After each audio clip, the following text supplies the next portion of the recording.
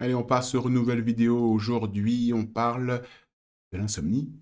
On parle des thérapies non pharmacologiques. On appelle ça aussi les thérapies non médicamenteuses.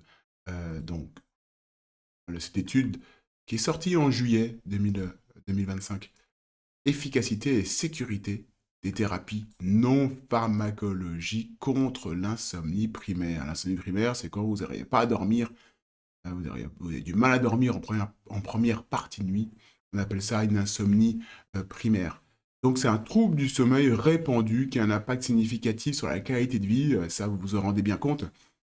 On a des traitements pharmacologiques qui sont courants, mais il y a également des inquiétudes concernant non seulement les effets secondaires, mais aussi la dépendance.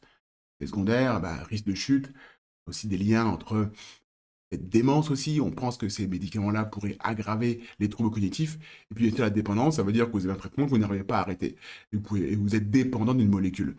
Donc, c'est pour ça qu'il y a un intérêt accru pour les alternatives non pharmacologiques. Et on est justement sur cette étude-là qui parle des alternatives non pharmacologiques.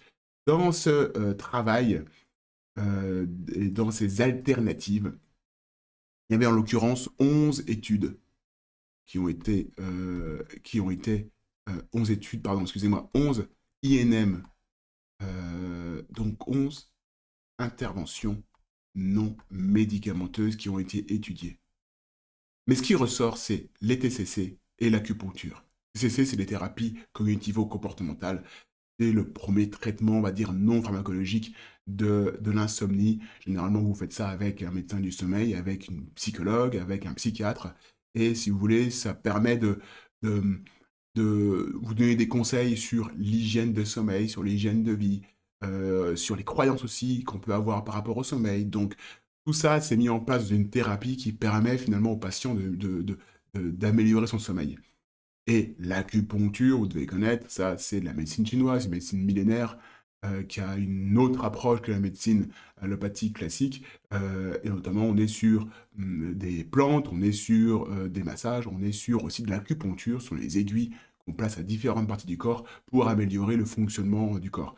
Donc, sur ces 11 interventions non médicamenteuses, on avait la TCC et l'acupuncture. Ce qu'a fait la TCC, elle a fait deux choses dans cette étude. On était, je ne vous l'ai pas dit d'ailleurs, et je le dis maintenant, on était sur 4181 patients qui ont été suivis avec des questionnaires de sommeil. Et puis on a pu voir à peu près ce qui pouvait fonctionner chez eux. On est quand même sur 53 études, hein. Donc c'est quand même pas trop mal. C'est une synthèse de 53 études. Et voici du coup les résultats avec la TCC. Plusieurs choses avec la TCC. Déjà, on a amélioré ce qu'on appelle la latence d'endormissement avec cette fameuse thérapie cognitivo-comportementale. Ça veut dire que vous mettez moins de temps pour trouver le sommeil. On a également, avec la TCC, amélioré l'efficacité. L'efficacité du sommeil, ça veut dire que vous n'allez pas vous réveiller plein de fois en pleine nuit. Vous allez améliorer votre efficacité. Donc, il y aura moins de réveils intra-sommeil, il y aura moins de réveils, il y aura moins de phases d'éveil lorsque vous êtes allongé dans votre lit dans la nuit. Donc, ça, c'est les deux choses qui ont amélioré les TCC et l'acupuncture. Je vais mettre acu, tiens. Genre, on va mettre souvent ça, tiens, je suis allé voir, j'ai fait un peu d'acu. J'ai fait une séance d'acu, hein, peut-être que vous connaissez un petit peu cette abréviation. Donc l'acupuncture, elle a amélioré le temps, le TTS, le temps total de sommeil. C'est un peu la synthèse, si vous voulez, de ces chercheurs. Bien sûr, dans leur synthèse, ils disent qu'il n'y a aucun effet secondaire, ils n'ont pas retrouvé d'effet secondaire, ils n'ont pas trouvé de dépendance par rapport à, souvent ils comparent avec le médicament, donc forcément ils vont parler des dépendances. Donc on est sur, c'est ça que je voulais vous dire aujourd'hui, on est sur deux grandes approches que vous pourriez effectivement considérer. TCC, ce qui est compliqué, c'est qu'il faut trouver quand même quelqu'un de compétent qui vous fait cette approche. Bon, c'est tout pareil pour l'acupuncture, hein, il faut toujours trouver des gens compétents qui sont capables de faire ces approches-là, mais voilà, ça existe. C'est peut-être moins facile, on va dire, d'accès que de prendre un médicament, mais ça existe et vous pouvez retenir que dans les INM, les interventions non médicamenteuses, eh ben, il y a les thérapies cognitivo-comportementales et puis il y a aussi, pourquoi pas aussi, l'acupuncture.